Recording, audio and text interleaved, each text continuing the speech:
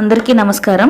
పొత్తూరి విజయలక్ష్మి గారి కథ సగటు ఇల్లాలి స్వాగతం. సింహాసనంలో ఉన్న ఎర్రటి ముక్మల్ సోఫాలో సుఖాసీనురాలనయ్యాను. దర్జాగా కూర్చుని వెండి కప్పుతో కాఫీ తాగుతూ మహారాణిలా కూర్చున్నాను. నా పక్క సోఫాలో కూర్చున్నారు మా శ్రీవారు పిల్లలు. నాకు పొగడ్తలు గిట్టవు అని ఎన్నిసార్లు చెప్పినా వినరు. నీలాంటి భార్య దొరకడం నా పూర్వజన్మ సుకృతం అంటూ మా ఆయన, నీ వంటి తల్లి కడుపున జన్మించడం మా అదృష్టం అంటూ పిల్లలు ఒకటే గోల చేసేస్తున్నారు. అమ్మగారు అంటూ వచ్చింది మా పని మనిషి. కళ్ళకళ్ళాడిపోతూ నవ్వుతూ ప్రసన్నంగా ఉంది. చిటికెలో పని ముగించింది. ఇక వెళ్ళు అన్నా వినలేదు. ఇప్పుడే వెళ్ళి ఏం చేస్తాను, ఇంకేమైనా పని చెప్పండి అంటూ కాళ్లా వేళ్లా పడితే దయతలిచి బియ్యము పప్పులు బాగు చేయించాను. ఇంకా పని చెప్పు ఇంకా పని చెప్పు అని ప్రాణం తీసేస్తుంటే కసిరి పంపించేశాను. అంతలోనే వచ్చాడు మా టైలర్. నాకు ఆశ్చర్యం వేసింది. గురువారం నాడు ఇస్తానన్నాడు బట్టలు, ఇవాళ ఇంకా మంగళవారమే. ఆ మాటే అడిగాను. వినయంగా నవ్వాడు. ముందు జాగ్రత్త కోసం అలా చెప్తాం, పనైపోయింది పట్టుకొచ్చేశాను, సరిగా ఉన్నాయో లేదో చూడండి అన్నాడు. వేసుకుని చూశాను. బ్రహ్మాండంగా కుదిరాయి. ఆ మాటే చెప్తే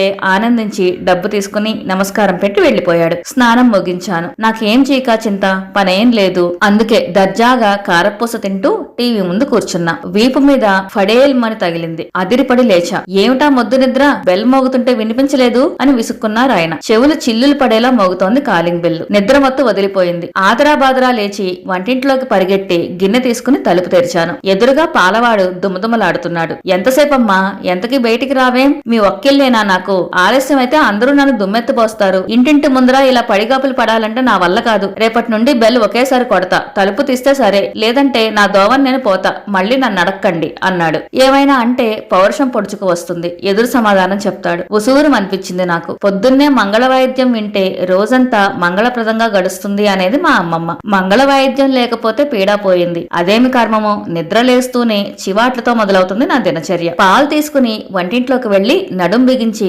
రంగంలోకి దిగాను. హాల్ నుంచి 100 కుక్కలు 1000 గాడిదలు ఒకేసారి అరిచిన శబ్దం వచ్చింది. పిల్లలు లేచారు. సౌండ్ సిస్టమ్ లో హై వాల్యూమ్ తో వెస్ట్రన్ మ్యూజిక్ పెడతాడు పుత్రుడు. టీవీ తారాస్థాయిలో పెట్టుకుంటుంది పుత్రిక. ఇద్దరినీ కసిరి కాస్త సౌండ్ తగ్గించేలా చేశా. పేపర్ వచ్చిందా అంటూ బెడ్రూమ్ నుంచి కేక వినిపించింది. వాకిట్లోకి పరిగెట్టా. ఏడుపొచ్చినంత పనైంది. యథాప్రకారం తడినేల మీద పడి ఉంది న్యూస్ పేపర్. మా పని మనిషి తెల్లారగానే వచ్చి వాకిలి కడిగి ముగ్గేసి వెళ్లిపోతుంది. అది అలా వెళ్లగానే వస్తాడు పేపర్ కుర్రాడు. సైకిల్ దిగకుండా పేపర్ విసిరేసి వెళ్లిపోతాడు. ఆ పేపర్ కాస్త గాలిపటంలా ఎగురుకుంటూ వచ్చి తడి నేల మీద పడుతుంది. అలా విసరకు నాయనా, గోడ మీద పెట్టు అని 1,00,000 సార్లు బతిమాలుకున్నా. నాకెలా కుదురుతుంది? ప్రతి ఇంటి ముందు సైకిల్ దిగి స్టాండ్ వేసి పేపర్ పడేయాలంటే బోల్డంత టైం వేస్ట్. మీకు ఇబ్బందిగా ఉంటే నేను వచ్చే టైంకు వాకిట్లో నిలబడితే విసరగానే పట్టుకోండి అని సమాధానం చెప్తాడు. తడి పేపర్ తీసుకెళ్లి ఇస్త్రీ పెట్టి ప్లగ్ పెట్టి జాగ్రత్తగా ఇస్త్రీ చేశా. తడిపోయి వెళ్లాడింది పేపర్. వరుస క్రమంలో మడత పెట్టి తీసుకెళ్లి ఆయనకు అందించాను. వంటింట్లోకి వెళ్లి కాఫీ టిఫిన్లు తయారు చేశాను. అందర్నీ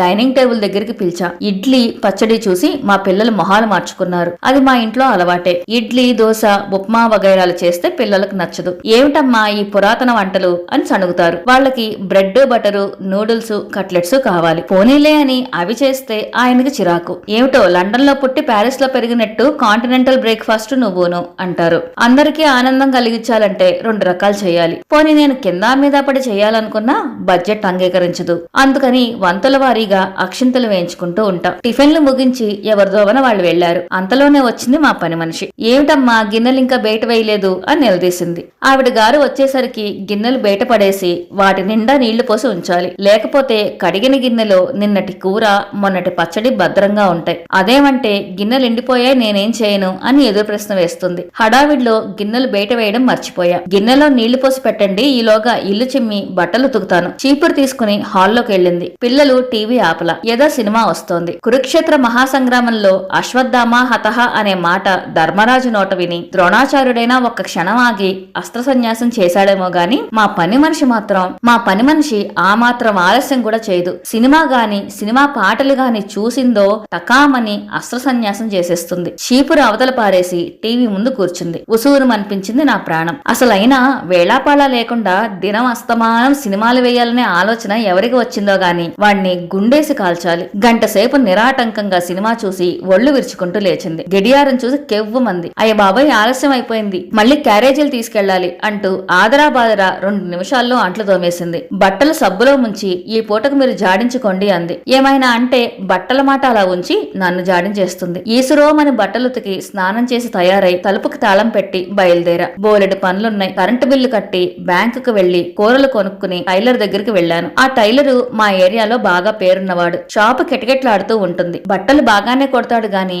మీ లెక్కేమిటి అన్నట్లుంటాడు. పావుగంట పడిగాపులు పడ్డాక రసీదు తీసుకుని జాకెట్ వెతికి తీసుకొచ్చాడు. చూడగానే గుండు ఠారుమంది. సాదా సీదాగా కొట్టమనిచ్చిన బట్టతో కుచ్చులు పువ్వులు పెట్టి కుట్టిపడేశాడు. ఒళ్ళు మండిపోయింది. ఏమిటిది అని ఖచ్చితంగా అడిగా. అలా జరగడానికి వీల్లేదు అంటూ సణుక్కుంటూ ఖాతా పుస్తకం చూశాడు. నెంబర్ తారుమారైంది. పుట్టుకూలి ఇవ్వద్దులేండి అన్నాడు ఉదారంగా. ఒక జాకెట్ బట్ట 80 రూపాయలు. నిక్షేపం లాంటి 2 బట్టలు తగలెట్టి పైగా మాట వరుసకి పొరపాటయింది అని చెప్పి నన్ను నా కర్మానికి వదిలేసి వేరే వాళ్లతో మాట్లాడుతున్నాడు. ఏం చేయను, ఏమని మాట్లాడను? ఇక ముందు నీకు బట్టలివ్వను అని బెదిరించగలను. అంతే నేను చేయగలిగింది. మహారాజులా మానే, శతకోట్ల లింగాల్లో నువ్వు బోడిలింగానివి. నువ్వు మానేసినంత మాత్రాన నా వ్యాపారం మూలపడుతుందా అంటాడు. నా కడుపులో మండినా అది అక్షర సత్యం. విదేశాలలో వ్యాపారస్తులు కస్టమర్ ఈజ్ గాడ్ అనే సూక్తిని పాటించి గౌరవిస్తారట. దేవుడిలా చూడకపోతే మానే, కనీసం సాటి మనిషిగా చూస్తే చాలు. మహాభాగ్యం. ఆ రోజులు ఎప్పుడొస్తాయో ఏమిటో. బయట పనులు చక్కబెట్టుకుని ఇంటికొచ్చేసరికి వాకిట్లో సైకిల్ ఉంది. ఎవరా అని చూసా. కార్పెంటర్. భలే సంతోషం వేసింది. మా సోఫా కొని 3 ఏళ్లయింది. అదేదో కొత్త ఫ్యాషన్ అని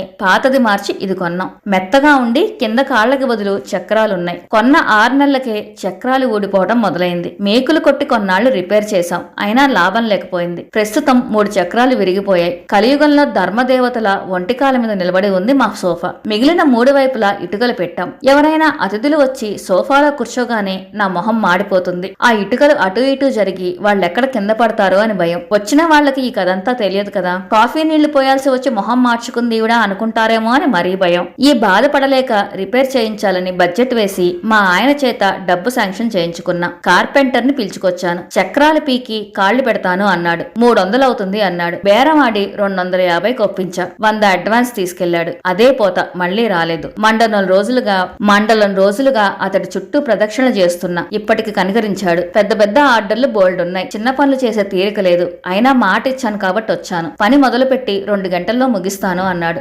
మహద్భాగ్యం అనుకున్నా. తలనొప్పిగా ఉంది, కొంచెం టీ ఇవ్వండి అన్నాడు. అలాగే అని వంటింట్లోకి వెళ్లా. టీ కప్పుతో తిరిగొచ్చేసరికి ఎదురుగా కనిపించిన దృశ్యం చూసి కళ్ళు తిరిగాయి నాకు. ప్రమాదంలో కూలిపోయిన విమానంలా బోర్లా పడుంది సోఫా. హిరణ్యకశివుణ్ణి చీల్చి చెండాడిన నరసింహావతారంలా నిలబడున్నాడు కార్పెంటర్. ఏమిటిది, ఎందుకిలా పీకి పెట్టావు అని అడిగాను గట్టిగా. ఏం చేయను, రిపేర్ చేద్దామని చూస్తే వీలైతేనా, లోపలంతా డొల్ల. దీన్ని అమ్మినవాడు దొంగ వెదవ, కొన్నవాడు తెలివి తక్కువ దద్దమ్మ అన్నాడు. నాకు ఆశ్చర్యం వేసింది. సోఫా కొన్నప్పుడు ఆ కొట్టువాడు స్థిరాస్తితో పాటు ఇదో చిరాస్తిగా తరతరాలు అనుభవిస్తారు అన్నాడు. ఆ మాటే చెప్తే కార్పెంటరు కడుపు పట్టుకుని నవ్వాడు. చూస్తూనే ఉన్నారుగా దీని నాణ్యత. అయినా అమ్మేవాడు 1,00,000 కబుర్లు చెప్తాడు, కొనేవాడికి వివేకం ఉండాలి అంటూ సుత్తు తీసుకుని సోఫా మీద బాదాడు. కట్టెడు చెత్త రాలింది. చూసారా ఎలా పుచ్చిపోయిందో చెక్క అన్నాడు. ఏమైనా గట్టిగా మాట్లాడితే స్ప్రింగులు పీచు కూడా పీకి పెడతాడేమో అని భయం వేసింది. మరిప్పుడేం చేయటం అని అడిగాను. టీ తాగుతూ సోఫాని అన్ని కోణాల నుండి పరీక్షగా చూశాడు. ఆ తర్వాత చిన్న సైజు ఉపన్యాసం ఇచ్చాడు. లెక్క ప్రకారం ఆ సోఫాని వెంటనే అవతల పారేయాలని, కాకపోతే తను చాలా గొప్ప పనివాడు కావటం వల్ల దానిని బాగు చేసి మరో 4-5 ఏళ్లు కాళ్ల మీద నిలబెట్టగలడని, దానికోసం ఓ 500 ఖర్చు అవుతుందని సారాంశం. ఏడుపొక్కటే తక్కువ నాకు. అసలే మా ఇంటి ఫైనాన్షియల్ పొజిషన్ అంతంత మాత్రం. ఎప్పుడూ లోట్లోనే నడుస్తుంది వ్యవహారం. మోస్ట్ మిస్ మేనేజ్మెంట్ నీది. నీకు నీ పిల్లలకి ఎంత ఇచ్చినా చాలదు. ఎదురింటి ఇల్లాలని చూడు అంటూ మా ఆయన అక్షింతలు వేస్తూనే ఉంటారు. మూలిగే నక్క మీద తాటికాయ పడ్డట్టు అసలే పీకల దాకా ఖర్చుల్లో మునిగిపోయి నేనేడుస్తుంటే ఇదో అదనపు ఖర్చు. ఏడిచి ఏం ప్రయోజనం? ఎవడో చదువుకుంటాడు. అందుకే ధైర్యం తెచ్చుకుని ఆలోచించా. జటాయువులాగా పడున్న సోఫాని అలా వదిలేయలేను. బాగు చేయించడం అనివార్యం. ఆ చేయించేది ఏదో ఇతని చేత్తో చేయిస్తే తిప్పట అయినా తగ్గుతుంది. అందుకని సరే అన్నా. 400 ఇవ్వండి, సామాన్లు కొనుక్కురావాలి అన్నాడు. పచ్చి వెలక్కాయ గొంతును పడ్డట్టు అయింది నాకు. డబ్బులిస్తే అదే పోతపోయి నెల దాకా తిరిగి రాడేమో అని భయం. ఇవ్వనంటే ఆ సోఫాని అర్ధాంతరంగా వదిలేసి పర్మనెంట్ గా పోతాడేమో అని భయం. కాసేపు తర్జనా భర్జన పడి దేవుడి మీద భారం వేసి డబ్బులు తెచ్చిచ్చా. పనులన్నీ పక్కన పెట్టి నారదుళ్లా భగవన్నామ స్మరణ చేసుకుంటూ గుమ్మంలోనే కూర్చున్నా. నా అదృష్టం బాగుంది.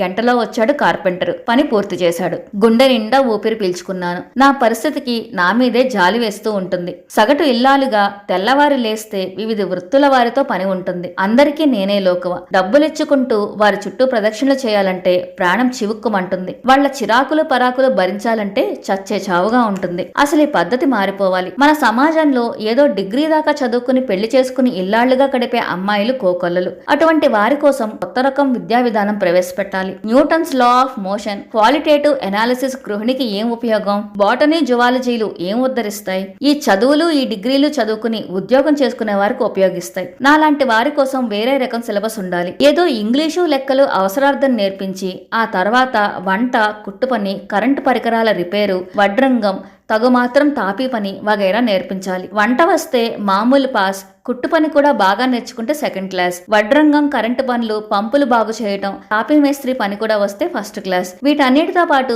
మగవాళ్ళకి, పిల్లలకి హెయిర్ డ్రెస్సింగ్ కూడా చేయటం వస్తే డిస్టింక్షన్. ఇలా ఏర్పాటు చేసి డిగ్రీలు ఇస్తే ఉత్తరోత్తర ఉపయోగంగా ఉంటుంది. క్షణం తీరిక లేదు, దమ్మిడి ఆదాయం లేదు అన్నట్టు కాలక్షేపం చేసే గృహిణులకు ఎవరి మీద ఆధారపడకుండా స్వయం శక్తితో బతకగలదు అని తెలిస్తే కాస్త గౌరవం కూడా పెరుగుతుంది. ఏదో నాడు ఏ మహానుభావుడికో మంచి బుద్ధి పుట్టకపోదు. ముందు ముందు నాలాంటి సగటు ఇల్లాళ్ల జీవితాలు కూడా వెలిగిపోకపోవు. అందాక తీరిక దొరికినప్పుడల్లా నిద్రపోయి కమ్మని కలలు కనడమే శరణ్యం.